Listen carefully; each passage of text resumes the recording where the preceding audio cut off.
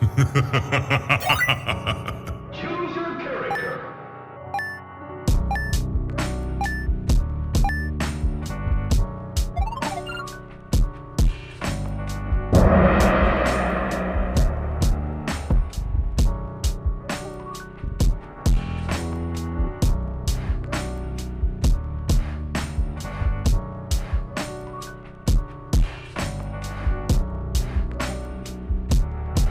Round one. All right. Welcome back to the Geekset podcast, the only podcast that blend hip-hop culture and geek culture together. I'm your boy Deuces, and this is 1-on-1 with Deuces, the place where I speak to creators, curators, and people that you should know. And right now, man, we got one of the dopest artists, somebody that I've been a fan of for a long time. And I'm gonna tell him about the first time that I truly became a fan of his. But we got the one and only Bobby Ray, aka B.O.B. Man, how are you doing, bro? Doing good, man. I'm ready. I'm ready today, man. I got my senzu beans. Nice. Turn up. Bro, I did not know that you had a whole like a kind of like a mukbang series called Send Nudes, where you kind of going around like doing different ramen and everything like that. I wanted to ask you about that. Like, where did that come from, bro? Bro, like I yo, I don't know. Like it's kind of like ramen really got me in the chokehold, and I'm having a hard time trying to figure out where it started because like, you know, like most niggas, you always used to have like the Manchurian the top ramen in your cabinet. Right. But it's like it took me like damn near till I was in my 20s to realize like they got like gourmet ramen out here. Like niggas, it's like I never knew it was like a thing you could go to a restaurant and eat. Yeah. Until like way later in life. And so so I would go like, you know, I would travel all over the world, man. I've had ramen in Japan. I've had ramen in, I think the only country I haven't had ramen is like Africa and maybe the UK. Okay. And so I was like, yo, man, like I started becoming immersed into it. And I really feel like it was probably the pandemic. No, it was before pandemic. Cause I was looking up ramen recipes. Yeah, I know. I learned about all the components of what makes ramen ramen. Yeah. And so I was like, damn, man, like I got a pretty good like gauge on like ramen and shit. And you know, I felt like over the past like 5 years, like you said, all the like geek nerd shit that's like that used to be like taboo. Now it's like the forefront of culture, especially black culture. And so I was like, damn, man, this would be dope to like just go rate ramen restaurants. And so, and I travel just for a living. So I'm like, shit, man, I done damn near did like, I want to say like half the states in America, I want to say I've done a review. And I mean, obviously, a lot of them are in Atlanta because, you know, I can really, hey, you know. Y'all got some fire ramen spots out in Atlanta, bro. Bro, it's insane. And it's so many. It's like every so odd months, like a new one pops up. And I gotta try it. Like, I gotta try it. Like, you can't. Yeah, but like that's the same thing like with us, you know what I'm saying? We started going to these comic book conventions, and like two of my other co-hosts, they're like big foodies and everything like that. So they're the one getting me out of, I call it my nigga palette. Like, you know what I'm saying? They getting me out of my nigga palette, having me try different foods. And so we'll hit those ramen spots and try, you know, different things. And it was like, yeah, it's like you see it on anime. Like you see they go crazy over the ramen, you know what I'm saying? Naruto go crazy over the ramen, or, you know, and it's like, all right, now you understand it. Like, oh, that ain't top, that ain't top ramen. That is the that's right. Gourmet shit, dog. Yeah. You know, and don't even get me started on sushi, bro. Like sushi, I started like with sushi rolls, but now I guess technically I'm more of a sashimi nigga than a sushi nigga, because like I just want the raw sliced fish. Give me that ponzu sauce on it. Damn, you know what I'm saying? Give me that you know, sashimi me, please. You know what I'm saying? But what's dope about your series is because, like, you know, the one thing that I always say is like I love to show us doing stuff, right? That they don't think that we're into, right? And so the fact that one, not only are you know what you're doing or like talking about at those ramen spots, but then like the fact that you're able to bust out the chopsticks and use it properly. Like I was like, okay, yeah, this is like They be like, you want a fork? I'd be like, no, ain't no forks on this table. Right? I'm a man of culture. What are you talking about? You uncultured heathen. I don't want no fork. Yeah, man. So it's like that was it, but again, it's one of those things like when you get invested into an artist and you find out more about their character, I think that's where your fans have always been, right? You know what I'm saying? So I told you, oh, this is Zah. Oh, uh-oh. Yo, so I've been like everything is so like politically correct these days that like, you know, it's like everything is compartmentalized, and they got like they have a name, a definition for every aspect of your life. Mm-hmm. From like, is a tagline to it. Like even what you were just talking about, like getting to know an artist more and learning more about their character. Like there's a whole like culture of people that separate the art from the artist. And I'm not really big on that. I'm really big on like, nah, like, nigga, we family. You know, the relationship I have with my fans is like, yo, this is our shit. Like this isn't just me and then there's y'all. Like, no, this our shit. I put my fans in my videos. They come out to the shows. We do live streams. I'm finna do some shit where in different cities, the people that's on my Discord, we finna go to do a meet and greet at a ramen spot. And you know, you gotta keep me up to date on that, because I definitely. Oh yeah, for sure, bro. Yeah, because like we gotta link up, bro. Because you know what I'm saying, shit's happening out here. Like niggas is doing shit. Yeah.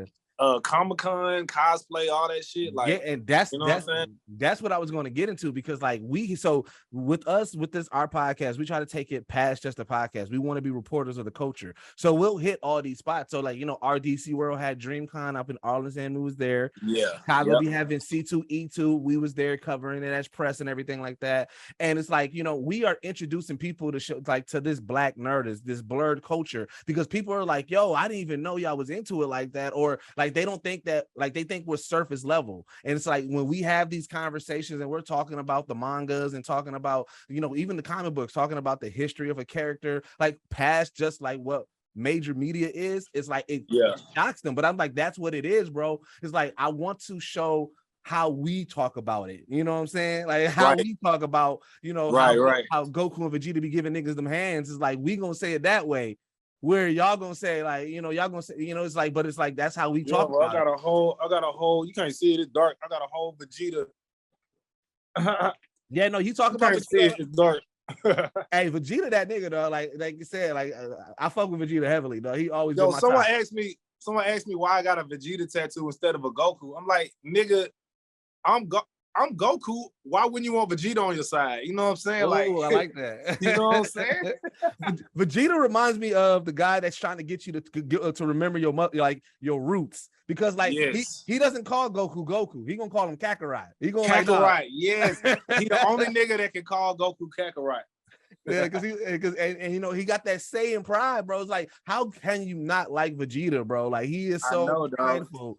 And it's like they really balance each other out when it comes to like the like each art is always them having to balance each other out. And I kind of feel like after getting into it, you know, because I like recently I actually went back and rewatched all the Dragon Ball episodes, all 575 canon episodes. Okay. I think that's about it. Yeah. That shit took me like 6 months. And so I wanted to, cause like, you know, when I was a kid, it was Dragon Ball Z, like, and I would hear about like Dragon Ball, but I never went back and watched it. So I went back and watched that shit all the way from the tip top. And I'm like, oh shit, I see what it is. It's like, I look at it like beneath the surface of like how you have to like balance these energies in your mind. Like you know, you have somebody telling you, "Nah, have mercy on it. Like, let's not kill him. Let's let him go free."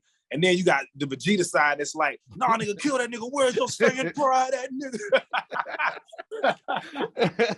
You know what I mean? So yeah. But that's that's what I like. Every time I be like, because like I like blending these cultures, right? So because like I always got this theory of I tell people, I'm like, if you think about today, right now, if whatever your project that's putting out doesn't have elements of hip hop or elements of nerd culture, whether it is a comic book, a graphic novel, an anime, you kind of fighting uphill. Like hip hop and nerd culture are synonymous in so many ways. Both were outcasted. Both were talked about. Like, you know, they used to say hip hop is not real music. They used to clown you for being a geek. But now both cultures are running the world. And so you know, like it's Wu-Tang really paved the way for a lot of that shit too. Yes, like I feel like it gets overlooked because it wasn't necessarily like anime they were diving into heavy, but just the whole like Asian culture, you know what I'm saying? And the African roots in Asian culture, you know, is like that's why we have such an affinity with it, you know what I mean? And Wu-Tang really like made you feel normal for liking the shit that you like, you know what I'm saying? Like really being on some, like you could nerd out over this shit and still, you know, be cool. Like it ain't, you know what I mean? It's not all weird. So, you know, it's like now I feel like you said, man, like it's definitely like the norm. And I think it's also like the realization that it's always kind of been there. But then you notice that there's another side of people that like really don't get it. Like they don't really see it yet. And I'm like, yo, that's crazy. Y'all gonna get it like years from now. All y'all niggas gonna be in line like, yo, when's the next Comic-Con? But see, that's why like I when I introduce niggas to like anime or anything like that, like I make them list. I'm like, but I make it in terms that they can understand. So I'll make a list like, all right, if you want to watch an anime where niggas catching these hands, watch this. If you want to watch an anime, you know what I'm saying, where it got a dope ass story, watch this. If you want to find some anime that's more grounded with comedy, you know what I'm saying, got these, like I make it so that way they can understand it, to try to get people into, you know what I'm saying, more stuff. How do you feel about like Boondocks? I was gonna ask you about that. Like, it seemed like Boondocks kind of, I don't even know if like people vocally said it, because like when Boondocks first came out, man, I was a kid. Like I went on Twitter like that, like how I am now. But like I feel like Boondocks, because of the style, they, you know, the show was styled after anime. I feel like it was sort of like a subtle way of it was like a nod, you know what I'm saying? Like we out here. It definitely was, because like also with that, because like that and Black Dynamite, I think both go synonymous with it. You know what I'm saying? But I think like when you see the fighting animations, that's what really gets people, because you know, I mean, you know what I'm saying, niggas, we kind of aggressive sometimes, so we like to see action, and if we see that fight style animation, because that's usually what draws people in. Like, yo, what is, like, you see a clip of somebody going crazy, and you like, bro, what is that? Yeah, that damn slow-mo before that shit hit. Yeah. And like, man, that shit is dope, dog. Cause like Black Dynamite was definitely like class. I mean, you got certain movies that just be classic, bro. It's just like, yo, this shit is gonna be in my house. I need a physical copy of this shit. Yeah. Now I got to interview Carl Jones, you know, one of the co-creators of the Boondocks and also creator of the Black Dynamite anime and everything like that. And so just hearing his, like, what's funny is like you said, we say it goes both hand in hand.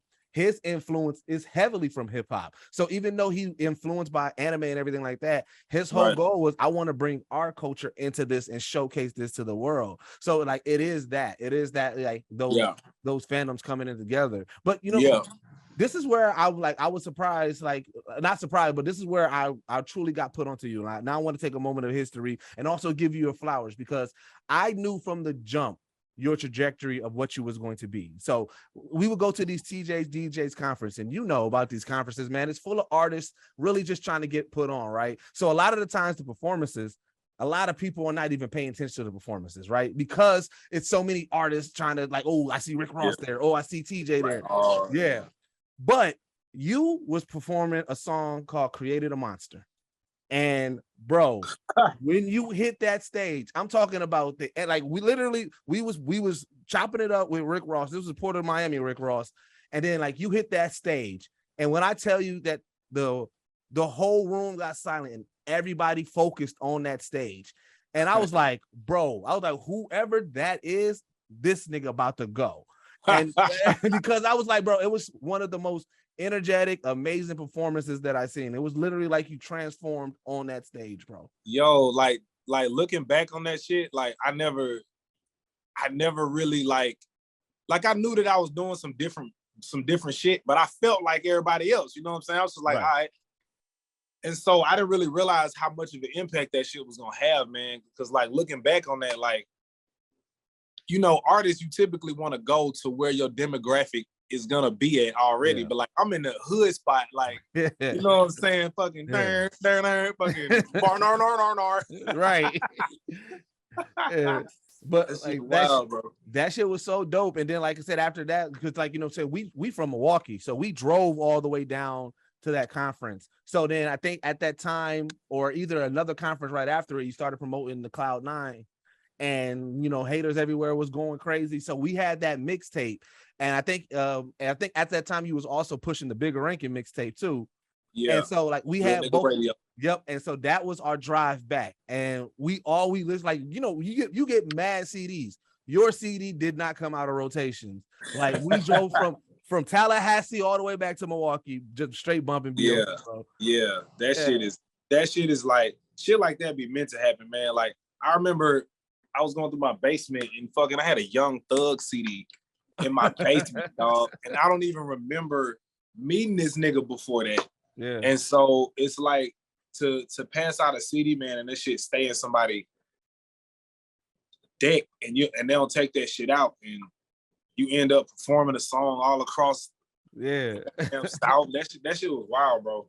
Yeah, that was the first time I really got a chance to really also just see like how it is to have a team, or like to get that support, because like at that point, like that was our first introduction. So then even going to like the SEA awards and everything and running across you again and just seeing how y'all would hit these conventions, you guys laid the blueprint for underground artists like us. Like we aspired to see, like to hit that same level of what y'all was doing at that time.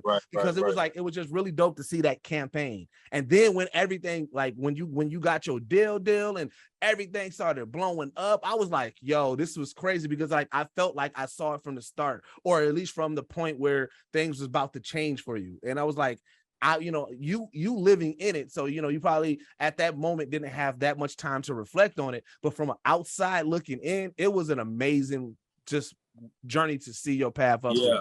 Yeah, man. Yeah, it's been I mean, even before like where I'm at now, thinking back on Cloud9 and Haters era, that shit is like, I mean, it's like lifetimes ago, bro. You know what I'm saying? Because like from there, I blew up and then got into so much other shit in so many other areas of life. Like I was bald back then.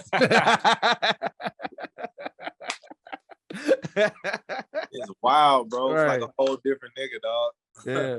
But like, you know, but the one thing that stayed consistent, and then this is, like I said, is like, you know, with the music, I always like how you did push those boundaries. You did seek out to create, like, you know what I'm saying? Like, I feel like, like, you know, so even like, and this is where I said, like, you got to really start paying attention to, like, you know, the music that you consume, because like, I know that like there was an era where some of your fans was torn and they were saying like, and I'm like, no, if you got to listen to what he is saying, because like you can see the evolution of your lyrics, you can see the evolution of the content, you know, the elements that go into, like the musical elements that went into the music, right? And and that's what I love, because like I said, you know, when you signed to Grand Hustle, and to me, I think that at that time there was so much of like, they were like, Grand Hustle was branching into different elements of Atlanta hip hop, like with, you know, how they were embracing Young Dro, even Young LA at that time, and then like how they embraced your style of music and how you guys incorporated. I thought that, to me, as a music fan and as a music historian, I thought it was so dope how they was able to, how you guys were able to blend those sounds together, bro. Right. I mean, you know, it was like during that time, man, it was even back then, I felt like I didn't really even see how much opportunity there was, because I guess like how much opportunity there was to like sculpt music in a way, even though I do feel like I left a very huge mark on the music industry. It's sort of like there was so many areas you could go in that, like I could go perform at Lollapalooza and Bonnaroo and Coachella, and also I could perform at Birthday Bash, and I could perform at, you know what I'm saying? It was literally like the world was your oyster.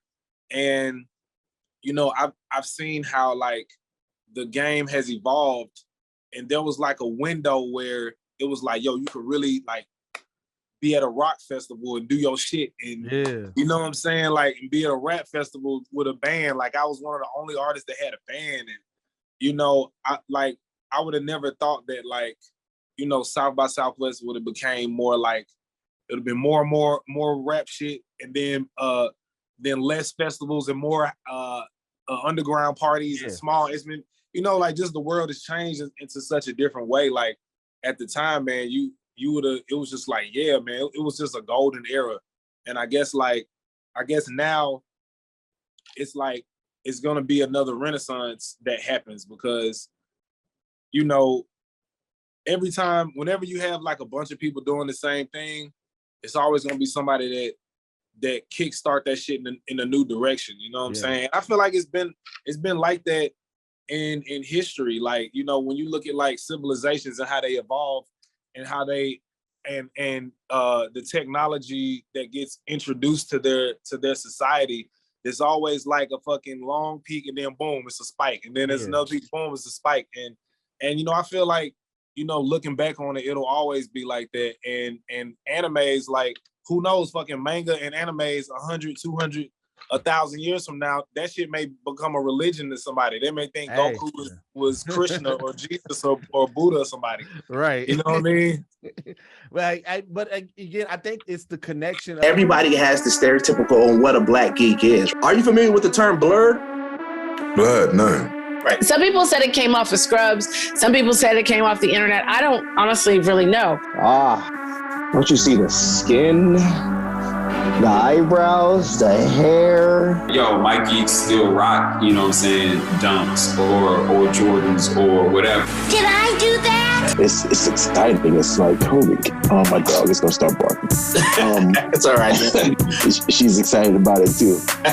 And same as you said, like a barbershop talk, like we would go into really in-depth conversations about these theories and like, well, what if and how come? It's not unusual to be loved. Right, but we talk about anime, video games, comic books and stuff like that, but when you hear us talk about it, the passion sounds like we arguing Jordan and Bron. What do you mean? What does that even mean? What does that even mean? Like, it sounds like barbershop talk. Because you don't know the history, don't mean it ain't happened, huh? You broke that down right there. But when you see the black geek, you don't see that. You see the socially awkward glasses. Well, this is me. And that's not a lot of us. A lot of us do sound and talk like us. You know what I'm saying? Because it becomes stereotypical, as if that's where our strength comes from.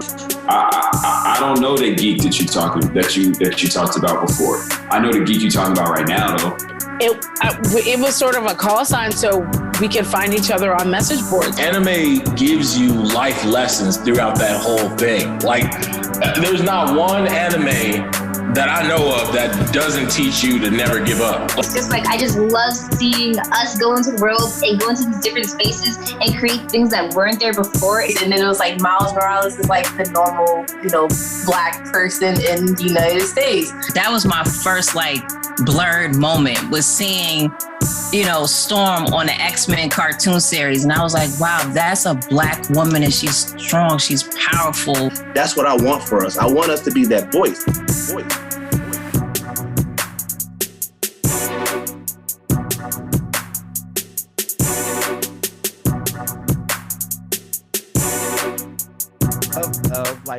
With anything that's connected into a culture is where the evolution goes, right? Like with anime, when people who don't who are not into anime, they think it's just like, oh, this is just another cartoon. But then when you finally, you know what I'm saying, indulge in it, you realize, oh, some of these stories are like fire. Like I've seen legit grown-ups like cry at Naruto. You know what I'm saying? Like yo, there was a scene in what movie was it? Was it Broly? No, I think it was this movie. In the Battle of the Gods? Nah, it was the second one. It was the one after Battle of the Gods. There was a scene where Vegeta was training the Saiyan from the next universe. Oh, yeah. The little, I can't remember his name. He was the kid. He was a teenager. Yeah, it was Kaba. It was Dragon Ball Super. Yeah. And so when he was training them and he was telling them about Saiyan pride, bro, I ain't gonna fly, bro. I almost shed a tear, bro. I was like, damn, bro, this shit is a deep story. I felt like the creator of the story knew, like, he knew how to add so much more depth to the characters and like show that he understood what the characters meant to the audience, because you know, you always joke about shit and you wonder, like, I wonder if they know, like, right. You know what I mean? And they add a whole nother level, a whole nother floor to it. And that's what I like about certain ones like Dragon Ball and you know, ones that sort of have like these themes that you can line side by side with real life, and it's like lessons, you know what I mean, and stories and shit that you learn. Have you dove into like Demon Slayer or Attack on Titan yet? I'm in Attack on Titan. I started watching Attack on Titan and Hunter x Hunter. But I haven't gotten into Demon Slayer, but I keep hearing people talk about it. I want to go back and watch Naruto from beginning to end. And I've been wanting to get into One Piece. Everybody say One Piece is where it's at, but it's 1,000 episodes. And so I'm like, damn, bro. It's a long ass journey, bro. But I ain't gonna hold you. So like the Straw Hat Pirates, that's the crew in One Piece. They are my second favorite crew next to the Z Fighters. It goes to Z Fighters, and then it's the Straw Hat Pirates. They get beastie, bro. They get beastie. And damn, bro. Like I've never heard nobody make that comparison. I'm gonna have to get to that shit now. And it's like I feel like people that's into it. It's like I'm finding so many people on fucking Twitter, on my Discord, on Patreon, in real life. Motherfuckers walk up to me in public and be like, they only be asking me about no music and no shit like that. They be like, yo, bro, so what you think about the new fucking well, you know what I'm saying? You know what fueled that? It is the Bobcast. So like here's what I learned about when like artists starts their podcast, or they start doing like vlogs like you've been doing with Bob TV and everything like that, is that now your fans do get that insight to you, right? Because prior to it, we're fans of the music. So all we know is the music, and and most interviews that you're going to be doing is going to be talking about the project you're working on, talking about the album you're working on. So like reason why I love my podcast and the stuff that I do, because like we get this moment of this deeper insight with you. One of my favorite interviews that I did was two of them. Matter of fact, I interviewed Jay Ellis from Insecure during the height of the finale of Insecure, and but all me and him talked about was his love for Blue Beetle and DC Comics, right? And then I spoke with O'Shea Jackson Jr. And you know, that's Cube's son. Everybody want to know about Cube, but me and him, all we talked about was Sega video games, how much he loved Goku and what he learned from anime. So I'm like, I like having these type of conversations, because then when your fans come and they say, well, let me see what B.O.B talking about. Let me see what Bob talking about with with Deuces and Geekset. And they're like, oh shit, he really like this. So now when they see, it's like, okay, we already know I fuck with the music, but I want to ask them about, like, you know, they may want to be like, they may want to press you on, like you said, Street Fighter over Mortal Kombat. They may want to be like, hey man, like what you talking about that? Yo, what's your vote? Street Fighter, Mortal Kombat. So you know what? At first, when I read it, I was like, no, he crazy. It's definitely Mortal Kombat. But no, it is Street Fighter for me, bro. Because one, so again, just like you said with Wu-Tang, I'm a big Bruce Lee fan. And so any Bruce Lee character in a game is like my go-to. And Fei Long in Street Fighter is probably one of the best iterations. I got like Forrest Law and then Fei Long. And so I love Fei Long a lot, bro. And so I was like, yeah, Street Fighter Alpha was my shit. I feel like Tekken don't get enough credit sometimes. Ooh, Tekken, yeah. It don't get enough. It don't get enough. Like, yeah, maybe it's not at the same tier, you know what I'm saying? Yeah. At the Capcom. But like, I feel like, you know, that shit, like, I think it's because like it was 3-dimensional. It was like all, you know, you were born into like the 2D games, and like when they introduced the 3D shit, it was just kind of like ahead of its time a little bit, you know what I mean? Yeah. But I still like the 2-dimensional shit. Like to this day, that's my favorite fighting game. All right, now are you a beast on the sticks? Like are you like in Street Fighter? Are you a beast with it? Because man, I ain't even gonna hold you, dog. The last shit I played, bro, was like Mortal Kombat. I think the first game. Did they drop a second game? You talking about the Injustice joint? No, one DC.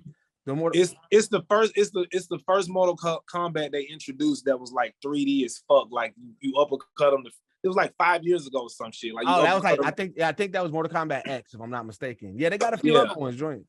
That was the last time I played Mortal Kombat, dog. And then I got into Destiny. I got addicted to Destiny for like a good 5 years, dog. Like Destiny 1, became addicted to it immediately. Destiny 2, I played that shit until like I couldn't.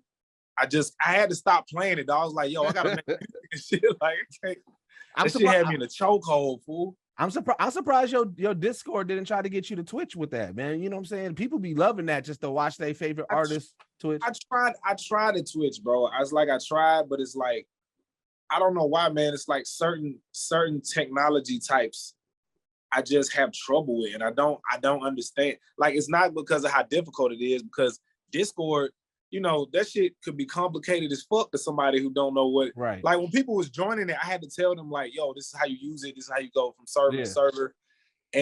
But like certain shit, it just don't automatically click with me. You know what I'm saying? Like I'm on the gram and Twitter all the time. You know what I'm saying? Looking at memes and shit. But I'm not really on TikTok like that. Like I can't. It just don't click with me. You know what I mean? Immediately. But I've been seeing a lot of like. I understand that Twitch is like, you know, one of the pillars in what connects everybody through between music and gaming and anime, sci-fi, and I feel like it's all based on that shit now. Like it's all based on community and pretty much just like fucking with your tribe. You know what I'm saying? Like ain't nobody out here just like wasting time on shit that don't interest them or they ain't got no part in it. You know what I mean? Yeah. The reason why I was asking that, and also in general, because like I feel like there's a lot of artists in the game that like love Street Fighter and they be talking reckless. Like I interviewed Mickey Fax and he called out Lupe, Hit Boy, and Just Blaze in a whole tournament. Like, yo, this was a tournament that was supposed to happen, but niggas is ducking the smoke. And I'm just like, yo, why don't y'all get this? Like, why don't y'all get this popping? Like y'all don't understand. There's a lot of hip hop fans that would watch that battle. No, you know what, bro? That's a fucking that's a valid ass point. Like for real. Like niggas be, you know, I feel like as artists sometimes we blow shit off. It's just like, you know, like but that shit really is time for it, bro. Like niggas is making bags off Twitch. Like man, definitely need to do that. I'm trying to figure out some shit I could do. I don't know. Like hey, so you know, I generally get some of my our fans to ask fan questions, and the most asked question was, what happened to All City Chess Club, bro? Yo, I was just thinking about that too, bro. Because that was that potential of it was a group, but that potential of a project. You, Asher Roth, Cool Kids, Charles Hamilton, Diggy, J. Cole, Wale, Lupe, and Blue Dog. That was a beastie ass lineup. Dog, that shit was like, it was so much hype behind it, man. It was so fire. And to be honest, bro, I'm not really sure what happened, man. I remember Lupe was the spearhead of it. Mm-hmm. So, you know, he would make sure, like, you know, he would keep us, you know, working on songs. He would send us songs. He would send me some shit like, yo, what you think about this? Like, yo, and you know, and the more people that get involved, the more people get involved. Yeah. And so I just feel like maybe it was just a timing thing. You know, I feel like, you know, it's a lot when you have to manage multiple things like your career and then your personal life. And then you also got this chess club you got to manage. Yeah. And then he also had his own actual like book club. Yeah.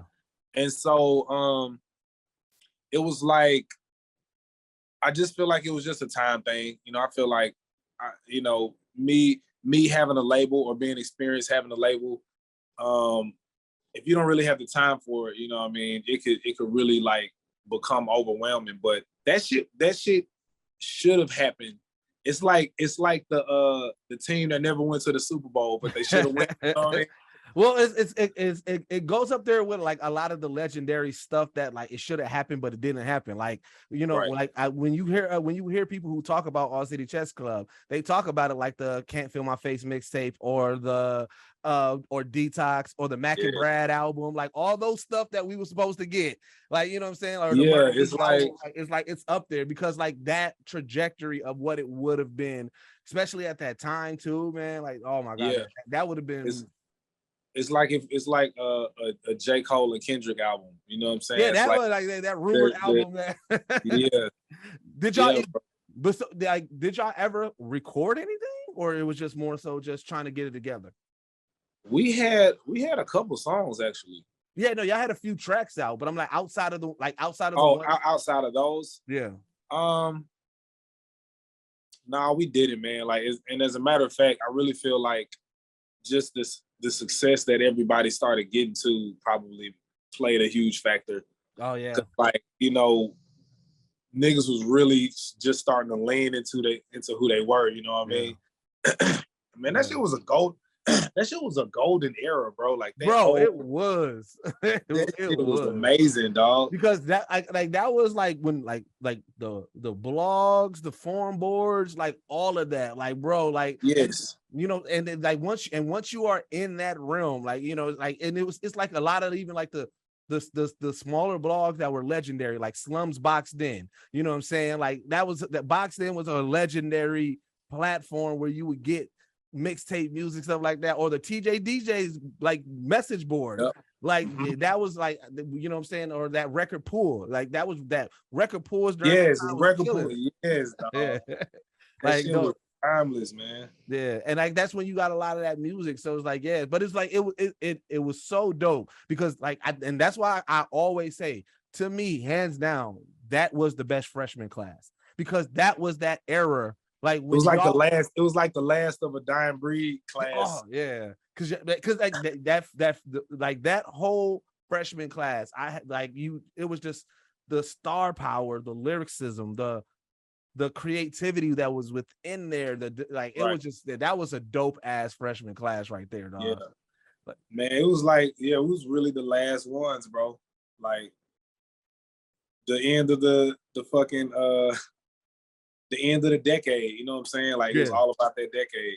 Yeah. And fuck, man, yo, we're in a whole nother decade after that. Right? You started putting the times together, like, duh, whoa, like that time. Yeah, man, what the fuck? Is Bobcast coming back? Yeah, it's been a couple of months. Yeah, Bobcast will come back. You know, sometimes it goes away, sometimes it comes back. Yeah. I was thinking about bringing it back on tour. You know what I'm saying? That'd be fire. I was thinking, I'm not sure because I need to see what this tour gonna be like. I ain't been in like 6 years, so. Yeah. Well, let's get into that because you got the album dropping in 5 days, right? On the 19th.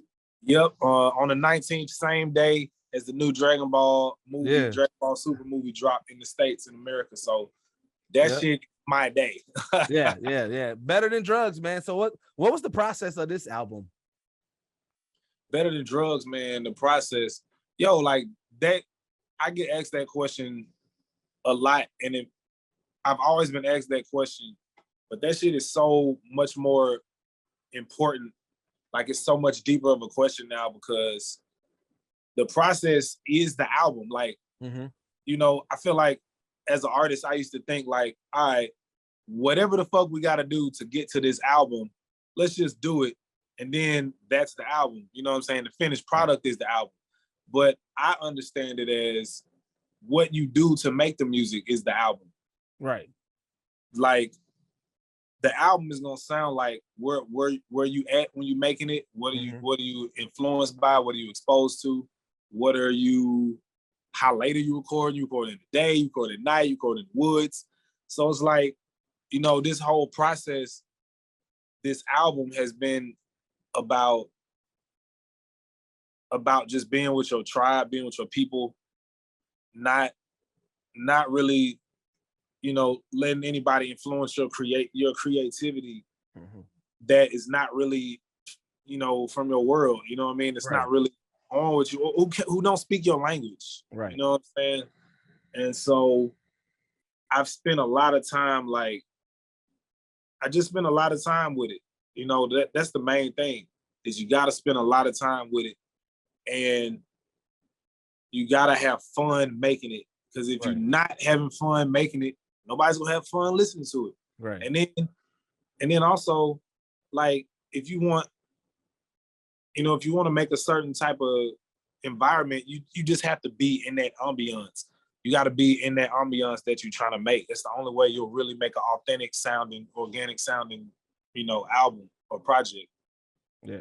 And so, and that's why I like, in general, why I asked that question just in general, because, like, again, we're invested in you as an artist. And I feel like lately, like, you've been sharing more of who you are as a person, right? So, like, your creativity, like, and where you're at in your spaces, in this space of creativity, like the Elements series to me was such a dope series, and because of what it was, like that whole theme, that whole rollout, and then, you know, and everything. So I'm like, oh, like, I love it when an artist get in their creative bag where it's like, all right, look, now let me create, let me push the limits, let me bring in my thought process outside of, you know, trying to get the hit or trying to get, you know, this radio platform like that. So it's like, that's where I get the excitement, you know. And then also, you know, like I said, you got Tech Nine on the album. I'm from the Midwest. I fucking love Tech Nine. Like, you know what I'm saying? So it's like, yo, like, and Tech Nine is like the like model platform of independence and being your creative self. So anytime that you see an artist link up like that, it's like, yo, I'm excited to hear where this album goes based off of all of that. You know what I'm saying? Yeah, man. Like, it's like, it was really, we've been working on this album for so long, man. Me and my production company, Hang Dynasty, we've been working on this shit for, like, I want to say 2 years roughly, bro, because we've been trying to put it out, but we've had to, like, restructure it over and over and over and over again from, like, different things, just like, you know, clearances and samples and shit like that. So, but all the while just been, like, you know, recording. Like, we went away to a cabin, recorded in the cabin for like 3 days at the top of the mountain in goddamn North Georgia, in the woods, you know, just like, you know, we had all type of musicians pull up, songwriters, you know. You know, it was a real, like, fun project. It's almost like you gotta be, when you recording the album, you have to be at such a heightened state of creativity that you really don't even care how the album comes out. It's all about, like, what you doing right there and then. It's like you at the ultimate, utmost, you know, you on Super Saiyan mode, you on God, you on Super Saiyan Blue, you know what I'm saying? Like, right. you are like, and it don't even matter. You just know this shit is finna be fire and niggas finna fuck with it. And and when you got that, when you harness that type of energy, you gotta you know, turn it into some music. Because everybody feels it. Everybody feels the excitement. Everybody knows what it feels like. Right. When you at a party, a New Year's Eve party, or your goddamn favorite team won, or your favorite movie come out and the trailers are over and they gonna play it, or when you goddamn get that new whip, you know, you always feel that excitement. But it's like being able to put that shit in a song. Like, that's how you process it. Dope, man. Yeah. So, like, August 19th, man, make sure y'all go get that album, man. Cause, like I said, I'm excited for it. So 2 more segments and I'll get you out of here. One segment that we always do, we do a top 5. You are a big Dragon Ball Z fan. I want to get your top 5 Dragon Ball Z characters. Oh, man. Okay. Top 5. Ooh, top 5 in no particular order, or No, it doesn't have to be in order. All right, Tien Shinhan. Ooh, sure. okay. Niggas be sleeping on Tien, and it's a cold nigga right there, bro. Hey, he had Cell down there when he was going against Cell. He kept on hitting him with the. He kept that nigga ass down there. Yeah. And they said, "Go to sleep, go to sleep, go to sleep, go to sleep." Yo, definitely Tien. You definitely got to give Hercules, Mr. Satan, one of them. Okay. Because they look at that nigga like a joke, but he was the only one that the fucking people would listen to. Yep. When them niggas would not listen. And then he's the only one that kept Boo from destroying the whole universe. Yeah. Him, gotta say Goku and Vegeta. Yep. Or I could say, I'm gonna say Goku and Vegeta. And then the last one is fucking Bulma for sure. Because them niggas wouldn't have none of them goddamn gadgets, super and goddamn, you know what I mean? Hey, we got this theory that Bulma may be the most smartest person in all of anime history. Because if you think about it, like, look how yes, she took over her pop's business, but when they had to go to Namek, who put that together? Bulma did. Every time they got to go to another planet, Bulma is keeping them safe. When Vegeta needed to train, she created that training room for Vegeta. Yeah, like she is on some otherworldly brain. Bro, like, she's doing okay. Bulma got the same level of tech that the same race had, the same tech Frieza and them have. Yep. Capsule Corp, nigga, Cell came back through Capsule Corp. Yeah. Fucking the time capsule room they have on Mount on the top of the, what's the shit called? The tower. Oh where Dende be at. Yeah, Corn chamber. Yeah. Like she made her own shit, like you said, with the gravity room, the training room. So yeah, the hyperbolic time chamber. Yeah, that's what it is. Yeah. So like she really that dude, you know what I'm saying? She out here. All right, so the last segment, it's a recommendation, man. It could be either something that you're reading, you're watching, you're listening to, but something that you think our viewers should check out. Fucking Westworld. Ooh. Westworld. All right. Season 1 and season 4 are the best seasons on Westworld. I agree. But if you don't want to just watch 2 and 3, then just watch the synopsis of 2 and 3. But 4 is like, yo, that shit is literally like life. That shit is like, oh, they're just talking about life. Westworld, definitely check out Severance. It's on Apple TV Plus. I mean, just sign up for the free trial and just watch all the episodes. Yeah. You know, you gotta pay for it, but like definitely watch it, you know, because it ain't a lot of shows on Apple Plus, but Severance, super fire. What's the one I just watched? The Rehearsal. If you really into like some introspective shit, it's on HBO Max called The Rehearsal. It's like, I heard about that. This dude, I think it's Nathan Fielder, I think his name. It's a show where people can come on and rehearse for important moments in their life, like your wedding day, or asking a girl out, or telling someone something. Like, you can go rehearse and he'll build the, like, it's insane. And then probably I'm trying to think of some fire shit I just saw. I'm gonna stick with them 3. Hey, that's a solid 3. That's a solid 3 piece. Yeah. Sorry, so man, where can my people find you at, man? Yeah, man, fuck with me I be on Twitter, man, B.O.B.A.T.L, Instagram, B.O.B, you know what I'm saying? I be on Discord. The Hang Dynasty server is on my Patreon.